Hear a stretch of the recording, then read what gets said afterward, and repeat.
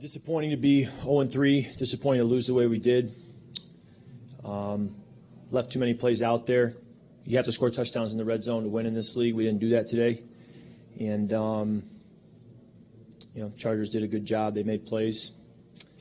And proud of the way guys battled. I think we have a lot of playmakers on this team.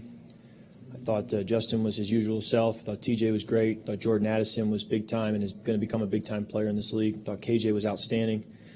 I'm just going to continue to be a point guard and distribute to those guys and try to get better at doing that every week. But we've dug ourselves a hole and we got a long way to climb out. So take any questions you have. How did you guys struggle on third down? A combination of factors, I'd say, not any one thing.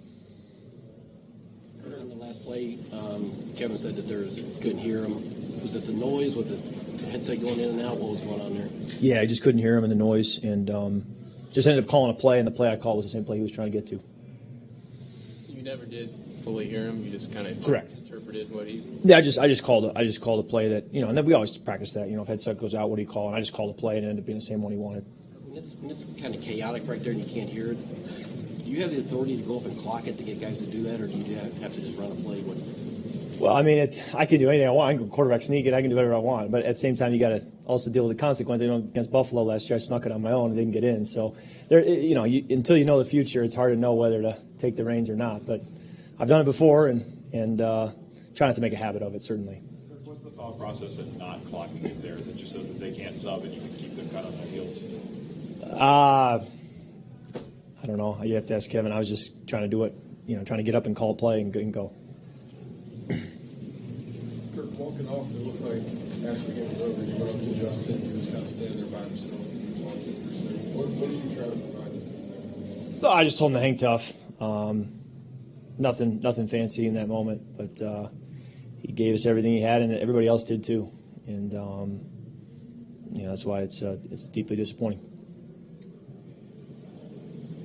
Kevin talked about the fact he's been on a team that has lost three in a row before and gone on to win a championship. What's your level of optimism, or do you have a message for your team that's at the moment, just being 0-3? I mean, it's a long football season, and we're going to be here in December and January talking to you guys, and this will feel like a long time ago.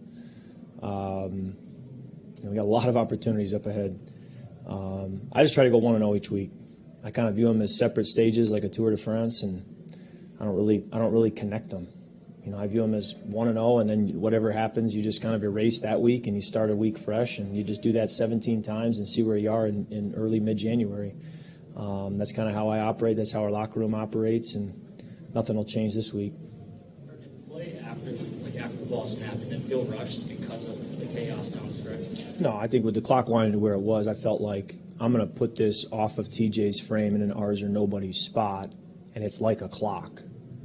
And it's either ours for a touchdown to win the game or it's incomplete. I'm going to put it off away from his frame and to a safe spot. Obviously you don't expect the ball to bounce up, twice in the air and get intercepted. But my thought was the quicker I can get this thing out, put it to a safe spot, we give ourselves another chance if, in fact, it is incomplete.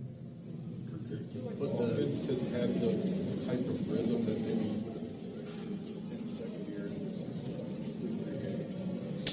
I think it goes in stages, and I think there's explosiveness, there's playmaking, and then it can be difficult to sustain drive in and drive out. Thought we ran the football really well today, and I think we have the people we need in the room to be able to do that, and so that showed today. And you're going to have your spurts, but you're always looking to be, every single drive go put up points. But the red zone, I think, was the challenge. So you go 1 for 4 in the red zone. I mean, it's going to be tough. The touchdowns have been missing in the red zone so far. I would think it wouldn't be any one thing. I think it'd probably be a combination of, when you go to each play, what happened on that specific play, and I don't think it's a repeating pattern. Just today we were 1 for 4, and got to be better. Kirk, on the throw to KJ there, how did you feel about kind of the operation there and the ball placement? Which one? One in the end zone looked like just off his hands. Not a good throw. got to put it on him. Got to win the game with that throw. And just getting through the progression and led him to the front pylon. Needed to kind of lead him straight up the red line as opposed to the front pylon. Okay, thanks, guys.